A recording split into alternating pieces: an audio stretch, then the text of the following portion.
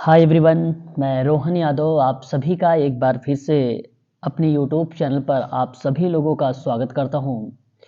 आज मैं आप लोगों से डिस्कस करने वाला हूं आगामी परीक्षाओं के लिए कुछ महत्वपूर्ण प्रश्न पत्रों पर। जैसे आगामी परीक्षा है उत्तर प्रदेश, अगर हम बात करते हैं तो Uttar Pradesh university of medical science यानी यूपी यूएमएस DSSB, साथ ही साथ यूजीसी नेट जून में आप सबका एग्जाम है 2024 और एमपीपीएससी सोशोलॉजी का एग्जाम है जून 2024 में।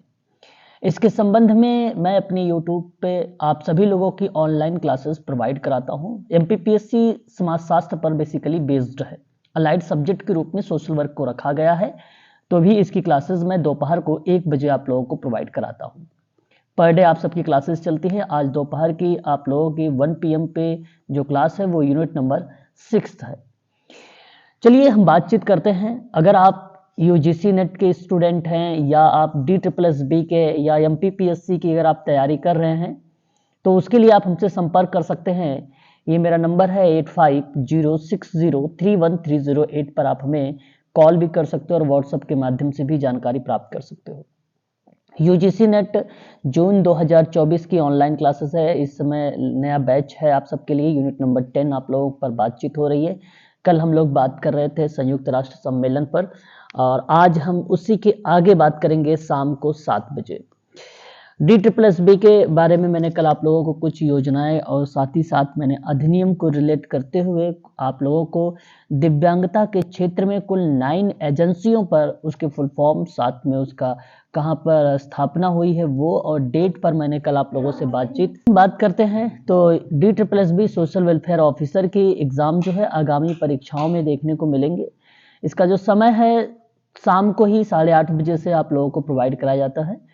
बहुत इम्पोर्टेंट क्लास होती है ये, टोटल फैक्ट बेस्ड होता है और साथ ही साथ आप लोगों से कंसेप्चुअल बात भी की जाती है, किस तरीके से प्रश्न भी पूछे जाते हैं वो सारे पैटर्न पर भी हम लोग बातचीत करते हैं शाम को 8:30 बजे।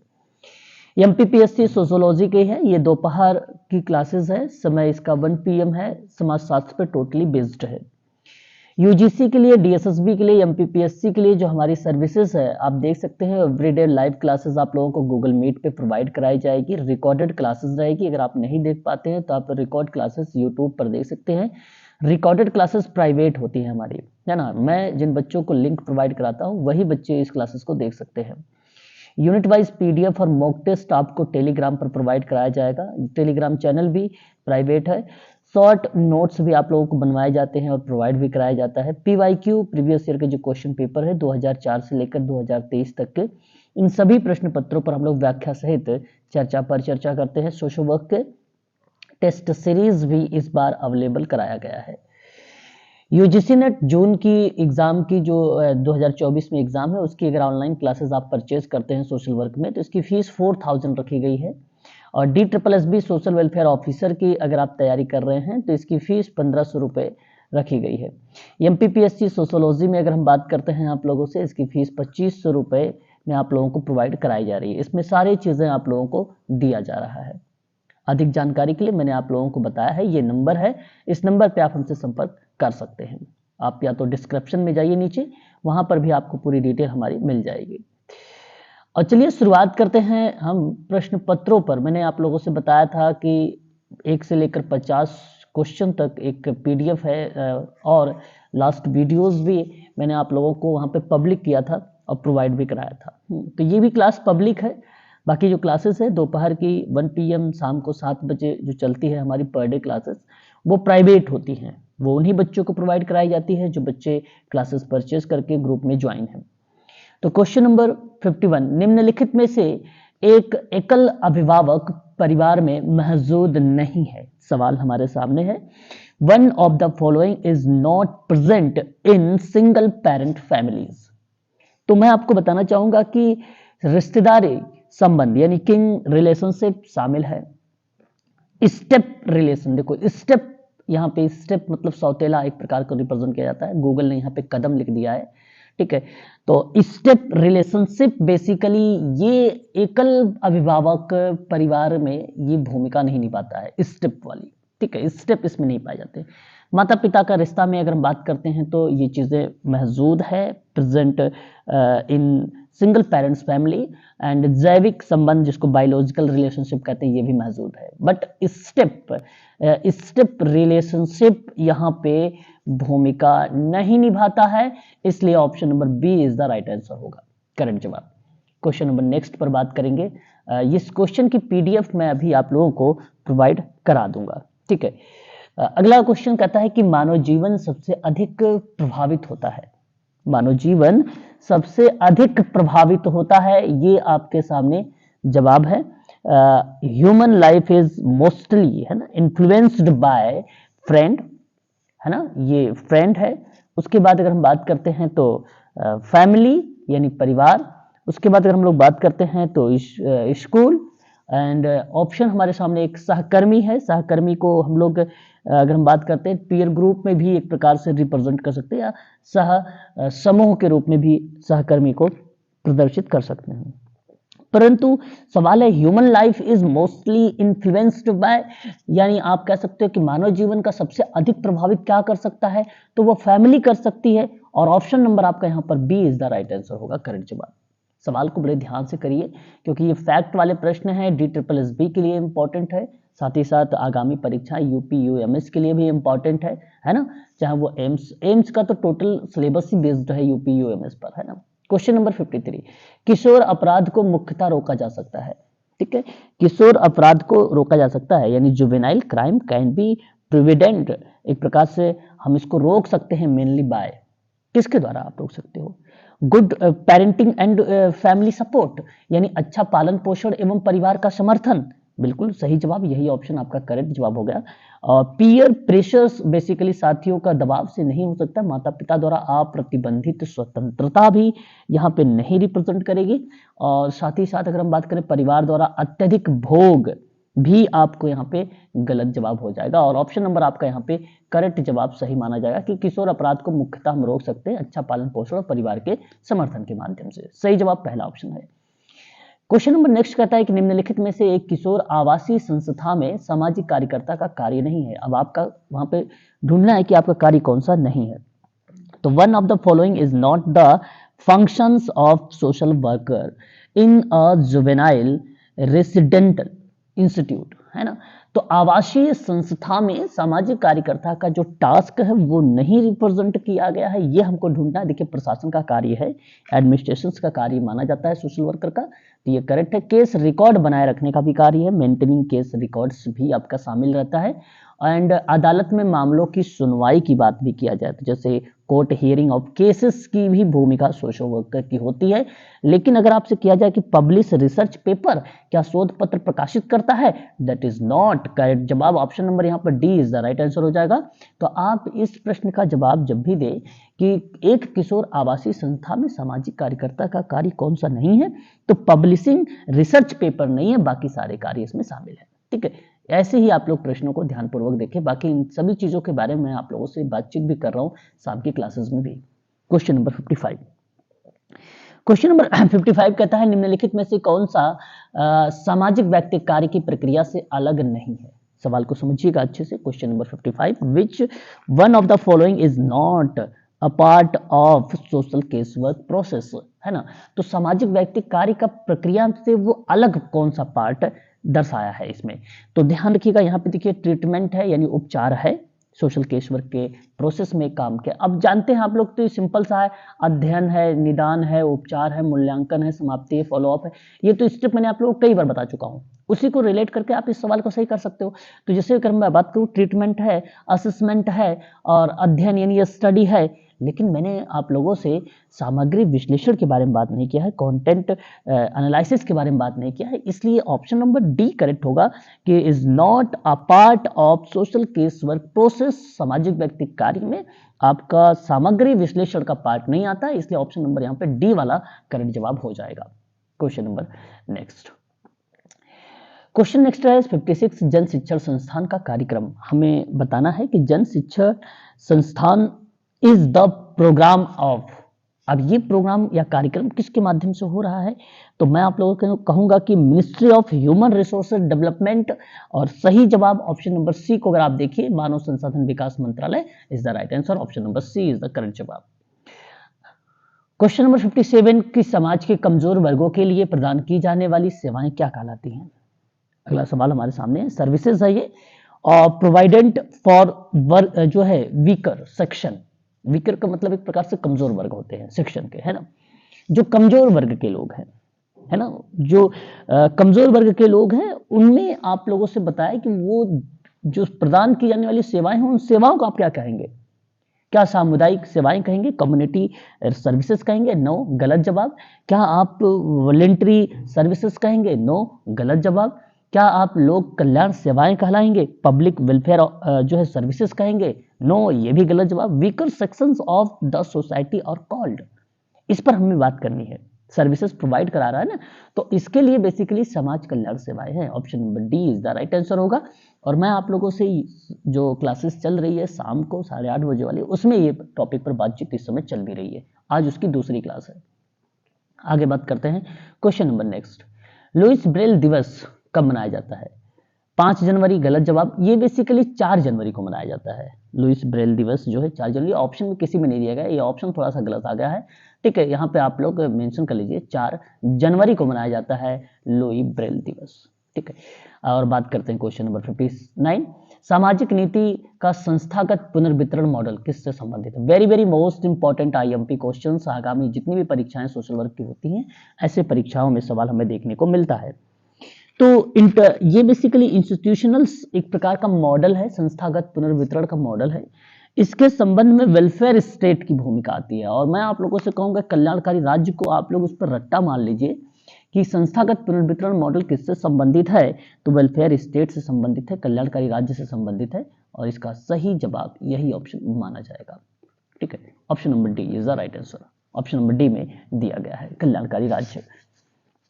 कुल प्रजनन दर TFR की अवधारणा का अर्थ हमें बताना है ना, ये basically the concept of total fertility rate है। इसका मीनिंग क्या हो सकता है, टोटल फर्टिलिटी जो है रेट का मीनिंग क्या हो सकता है।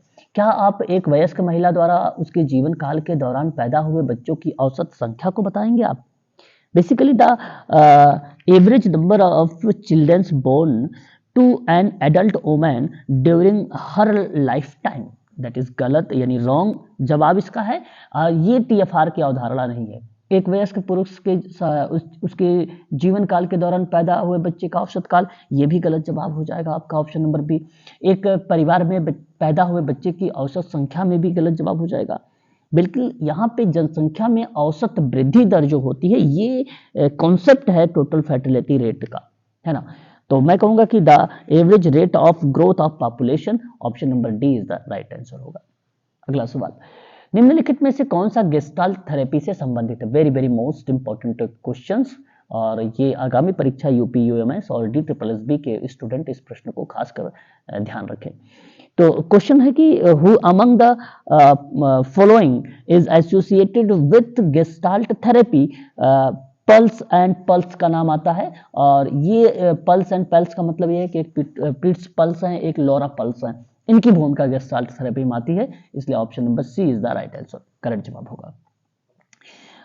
देखो, विकास का ट्रिकल डाउन सिद्धांत है, एक ट्रिकल डाउन सिद्धांत है ना। तो trickle down theory of development holds that, ये सिद्धांत मानता है, बताइए क्या, ठीक है, कौन सा सिद्धांत, ट्रिकल डाउन सिद्धांत, है ना, क्वेश्चन नंबर 62। तो मैं आप लोगों से कहूंगा कि श्रम की अधिक मांग के माध्यम से विकास नीचे की ओर फैलता है, इसी को हम लोग ट्रिकल डाउन कहते हैं, नीचे की ओर फैलता है, ट्रिकल डाउन इसी को बोला जाता है ना। तो डेवलपमेंट एक प्रकार से spreads downward through greater demand for labour, और श्रम की अधिक मांग के माध्यम से ही विकास नीचे की ओर फैलता है, यही ट्रिकल डाउन थ्योरी है, option number B is the right answer. Question number next हमारे सामने है कि वृद्ध व्यक्तियों के लिए संयुक्त राष्ट्र सिद्धांत किस वर्ष लागू किया गया, है ना। तो UN principles for older persons come into force in the year, तो सही जवाब 1991 होगा कि संयुक्त राष्ट्र सिद्धांत के अकॉर्डिंग इसे बेसिकली वृद्ध व्यक्तियों के लिए लागू किया गया था सन 1991 में। Very very most important. और यहाँ पर ऑप्शन आप देख सकते हैं 1991 ऑप्शन नंबर डी में दिया गया है और डी वाला ऑप्शन आपका करेक्ट जवाब हो जाएगा। निर्णय लेने का साधन, निर्णय लेने का साधन यानी डिसीजन मेकिंग मींस क्या हो सकता है? डिसीजन का मतलब यानी परिवर्तनों के बीच में चयन करने की बात। क्या चूजिंग अमंग अल्टरनेशन की बात कर सकते हैं? बिल्कुल कर सकते हैं।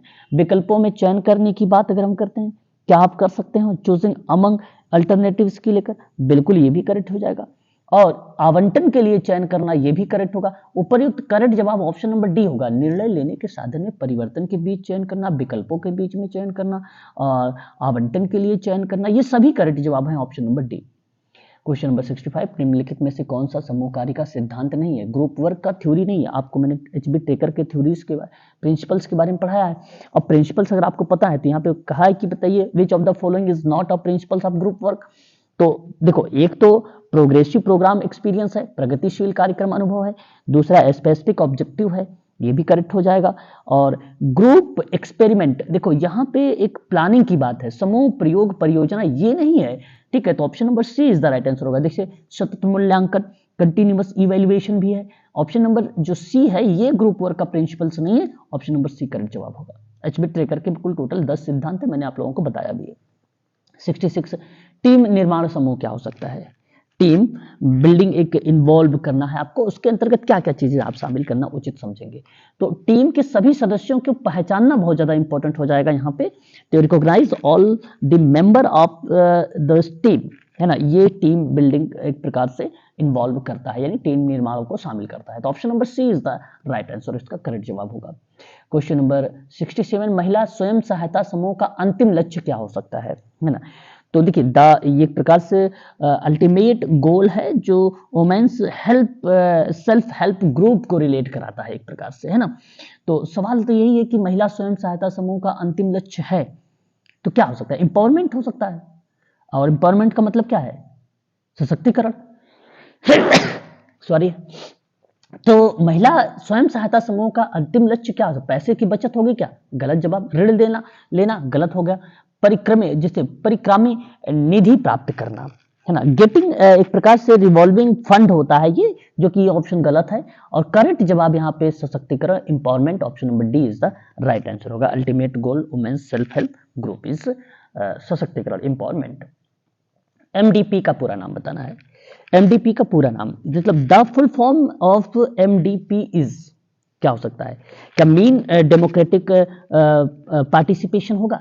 नहीं, गलत जवाब, ये हो ही नहीं सकता एमडीपी का मतलब। दूसरा कहता है कि प्रमुख विकास परियोजना, क्या आप मेजर डेवलपमेंट प्रोजेक्ट कह सकते हो? नो, गलत इसका जवाब। एमडीपी का नाम याद रखिए, एमडीपी। ऑप्शन सी कहता है मेथड्स डेवलपमेंट प्लान, क्या तरीके विकास का प्रोग्राम या योजना? गलत जवाब। उसके बाद अगर हम बात करते हैं एमडीपी, एमडीपी हाँ मैनिक डिप्रेसिव साइकोसिस होता है। मैनिक का मतलब होता है उन्मत्त और डिप्रेसिव का मतलब होता है अवसादग्रस्तता और पी का मतलब होता है साइकोसिस, मनोविकृति। और सही जवाब ऑप्शन नंबर डी है यहाँ पर, ठीक है। ये एमडीपी का फुल फॉर्म है, ऑप्शन नंबर डी करेक्ट जवाब है। क्वेश्चन नंबर 69, भारत की सामाजिक नीति का मुख्य स्रोत क्या हो सकता है? मेन सोर्सेज हैं जो इंडिया सोशल पॉलिसीज, क्या किसको रिलेट करी? क्या सोशल लेजिस्लेशन को रिलेट कराता है? नो, गलत जवाब। क्या 5 ईयर प्लान्स रिलेट होता है? पंचवर्षीय योजना? नो, गलत जवाब। क्या डीपीएसपी? बिल्कुल, यहाँ पे भारत की सामाजिक नीति का मुख्य स्रोत क्या है? डीपीएसपी आपको रिलेट कराता है। Directive principles of state policy इसको बोला जाता है। इसको हिंदी में कहते हैं राज्य की नीति निर्देशक सिद्धांत। और सही जवाब ऑप्शन नंबर सी है, ठीक है। उपयुक्त में से कोई नहीं, यानी ये तो ऑप्शन डी तो गलत ही है। आगे बात करते हैं क्वेश्चन नंबर 70, अंगूर वाइन संचार का संबंध किससे हो सकता है? क्वेश्चन नंबर 70, ग्रेप वाइन एक कम्युनिकेशन है। क्या grapevine communication related to informal? देखो यहाँ पे इनफॉर्मल कम्युनिकेशन होगा जिसको हम इनका मतलब सीधे सीधा अनौपचारिकता को जोड़ देते हैं। ग्रेप वाइन कम्युनिकेशन रिलेटेड जो होता है वो अनौपचारिक संचार को रिलेट कराता है, इसलिए option number B is the right answer होगा, ग्रेप वाइन। निम्नलिखित में से कौन सा सामाजिक व्यक्तिक कार्य की प्रक्रिया से अलग नहीं है? अलग नहीं है। अच्छा, ये क्वेश्चन शायद रिपीट हुआ है, जिसे कभी मैंने बताया भी था आप लोगों को। तो देखो ट्रीटमेंट था, असेसमेंट था, अध्ययन था, बट यहाँ पे एक मैंने कंटेंट एनालिसिस की बात किया था, जो ऑप्शन नंबर डी है सामग्री विश्लेषण, ये आपका करेक्ट जवाब हो जाएगा। ये रिपीट क्वेश्चन है। अगला सवाल, रिश्तों की डिग्री जानने के लिए हमें एक सांख्यिकीय परीक्षण का उपयोग करना होगा जिसे कहा जाता है। Question number 72। अब देखिए ये सवाल है कि in order to find the degree of relationship, यानी रिश्तों की डिग्री जानने के लिए हमें एक सांख्यिकीय परीक्षण का उपयोग करना होगा जिसे कहा जाता है, यानी we have to use of statical test called. आप सिंपल सवाल में कह सकते हो कि in order the find the degree of relationship we have to use a statical test called. सही जवाब पियर्सन्स कोरिलेशंस आता है, ना कि टी टेस्ट आता है, ना ही एनोवा टेस्ट आता है, ना ही काई स्क्वायर टेस्ट। इसको देखो ची बोलते हैं, CHI को काई कहा जाता है, ठीक है, साइलेंट है CH। तो यहाँ पे अगर हम बात करते हैं काई स्क्वायर भी गलत जवाब है, यहाँ पे पियर्सन का सहसंबंध है, पियर्सन्स कोरिलेशंस होता है, ठीक है। तो याद रखिएगा आप सभी लोग, इस प्रश्न का जवाब जो होता है रिश्तों की डिग्री जानने के लिए हमें एक सांख्यिकीय परीक्षण का उपयोग करना पड़ता है जिसे हम लोग कार्ल पियर्सन का सहसंबंध कहते हैं। और सही जवाब ऑप्शन नंबर डी यहाँ पे लिखा हुआ है और डी करेक्ट है। Papers on social work and Indian perspective किताब है, ये बहुत ही इंपॉर्टेंट बुक है। मैं चाहूंगा कि आप लोग इस किताब का नाम भी याद रखें सभी लोग। और सवाल आपके सामने क्या बोल रहा है कि Pearson papers on social work and Indian perspective किसके द्वारा लिखा गया है ना।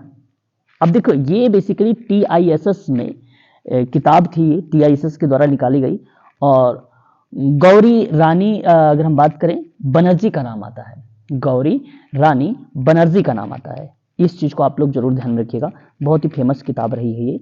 और ये कई एडिशन के रूप में आई है, ऐसा नहीं कि एडिशन के रूप में, ये कई एडिशन के रूप में रिप्रेजेंट किया गया है बनर्जी गौरा रानी के द्वारा, है ना। अब एग्जैक्ट अगर इसका वर्ष वगैरह पूछता है तो मैं आप लोगों से कहूंगा कि इसके वर्ष को आप लोग किस तरीके से डिनोट करेंगे। तो 1972 इज द राइट आंसर हो जाएगा इसका करेक्ट जवाब, जो वर्ष आपसे पूछा जाए तब। तो यहाँ पर आप लोग इन चीजों को भी ध्यान रखते चलिए साथ ही साथ, क्योंकि इंपॉर्टेंट सवाल है ये, ठीक है। Social work and social work education एक किताब रही है, माधव सदाशिव गोरे का नाम आता है और वहां पे 1965 आपका फिर वो ऑप्शन करेक्ट हो जाता है। बट यहाँ पे करेक्ट जवाब option number A is the right answer होगा, GR बनर्जी का नाम सत्य माना जाएगा, ठीक है। अगला सवाल, क्वेश्चन कहता है कि सामाजिक विकास पर विश्व शिखर सम्मेलन, अच्छा सवाल है, सामाजिक विकास पर विश्व शिखर सम्मेलन किस वर्ष आयोजित किया गया, है ना। अब इस सवाल का जवाब अगर हम बात करते हैं तो world summit on social development was held in the year, तो 1994 ऑप्शन नंबर आपका 1994 करेक्ट हो जाएगा। यहाँ पे सामाजिक विकास पर ना विश्व शिखर सम्मेलन जो है 1994 में आयोजित किया गया था, जो कि पहला ऑप्शन आपका करेक्ट जवाब हो जाएगा। क्वेश्चन नंबर नेक्स्ट कहता है जनसांख्यिकीय संक्रमण के सिद्धांत में शामिल है। अब ये थ्योरी है, द थ्योरी ऑफ डेमोग्राफिक जो है ट्रांससिचुएशन इंक्लूड किस चीज को शामिल करेगा। एक प्रकार से अगर हम बात करते हैं यहाँ पे कि जनसांख्यिकीय संक्रमण के सिद्धांत में किसको शामिल करोगे आप, तो मैं आप लोगों से कहूंगा कि उच्च जन्म दर और उच्च मृत्यु दर को भी शामिल कर लीजिए। उसके बाद अगर मैं बात करता हूँ तेजी से गिरती मृत्यु दर और उच्च जन्म दर को भी शामिल कर लीजिए, कम जन्म दर और कम मृत्यु दर को भी शामिल कर लीजिए। यहाँ पर ऑप्शन नंबर आपका डी करेक्ट हो जाएगा, जननांकीय संक्रमण के सिद्धांत में ये ऑप्शन नंबर डी यहाँ पर करेक्ट माना जाएगा। क्वेश्चन नंबर नेक्स्ट, पायलट अध्ययन है ये, इसको पायलट स्टडी कहा जाता है। अब पायलट स्टडी रेफर टू किसको करता है, ये बेसिकली मूल अध्ययन से पहले जो है सीमित पैमाने पर प्रारंभिक अध्ययन किया जाता है इसको, है ना। तो ये हाँ करेक्ट जवाब हो जाएगा। अगर हम बात करते हैं एक प्रकार से जहां पे अगर हम बात करें मूल अध्ययन से पहले सीमित पैमाने पर प्रारंभिक अध्ययन करना, जो सीमित मतलब एक दायरा होता है, उस दायरे के अंदर आप कोई चीज स्टडी कर रहे हो उसको पायलट स्टडी कहते हैं या पायलट अध्ययन कहते हैं, ठीक है। ऑप्शन सी करेक्ट है यहाँ पर माना जाएगा। मानवाधिकार कौन से अधिकार हैं, ठीक है, मानवाधिकार कौन से हो, what rights are human rights. तो मैं आपसे कहूंगा कि क्या अधिकारों का भारत के संविधान द्वारा प्रदान किया गया है, तो देखो right which are provided by constitutions of India, ये गलत जवाब है। मानवाधिकार कौन से अधिकार हैं, क्या ये अधिकार जो भारत के संविधान में द्वारा दिए गए हैं वो मानवाधिकार है, नो, ये गलत जवाब है। अधिकार जो मौलिक हैं, ये ऑप्शन बी है। Right which of fundamental, no, ये भी गलत जवाब। अब मानवाधिकार कौन सा अधिकार है, तो प्रकृति द्वारा सभी मनुष्यों को दिए गए अधिकार जो होते हैं वो मानवाधिकार है, ठीक है। तो right provided to all human being by nature, correct जवाब, प्रकृति द्वारा सभी मनुष्यों को दिए गए अधिकार जो होते हैं वो सही है जवाब है। ऑप्शन नंबर आपका सी करेक्ट जवाब हो जाएगा यहाँ पे। Question number 78, dynamic school of social casework किसके द्वारा विकसित किया गया है? 78 डायनेमिक एक प्रकार से डायग्नोस्टिक चीजों को रिलेट करता है। Diagnostic school of social casework किसके द्वारा विकसित हुआ है? तो diagnostic school social casework was developed by George Mead, और मैंने आप लोगों को इसके बारे में पढ़ाया भी है। मुझे उम्मीद है कि शायद आप लोग इसको सही जवाब भी दे सकते हैं। ठीक है, तो यहाँ सॉरी यहाँ पे जॉर्ज मीड लिखा हुआ, हाँ जॉर्ज मीड करेक्ट। देखो यहाँ अगर सबसे बात करते हैं डायग्नोस्टिक स्कूल के बारे में, एक शेप देने की प्रक्रिया में कोई अगर फर्स्ट एक बुक डायग्नोसिस के रूप में रिप्रेजेंट किया है तो डायग्नोस्टिक स्कूल के परिप्रेक्ष्य में मैरी रिचमंड का नाम आता है, परंतु यहाँ मैरी रिचमंड का नाम नहीं दिया गया। सन 1917 में सोशल डायग्नोसिस की किताब इन्होंने खुद मेंशन किया है, आप लोगों को भली भांति तरीके से पता होगा। ठीक है, 1917 में। बट यहाँ करेक्ट जवाब जो माना जाता है, जनक भी मैरी रिचमंड को ही माना जाता है। तो यहाँ diagnostic school of social casework किसके द्वारा विकसित हुआ? तो जॉर्ज मीड, ऑप्शन नंबर आपका D is the right answer हो जाएगा। ठीक है, इस चीज को ध्यान रखिएगा। जनहित याचिका का क्या मतलब है?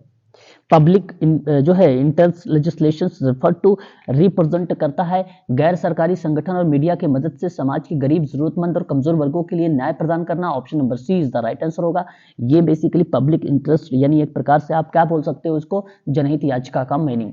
ठीक है, जनहित याचिका का मीनिंग PIL इसको बोला जाता है इन शॉर्ट में।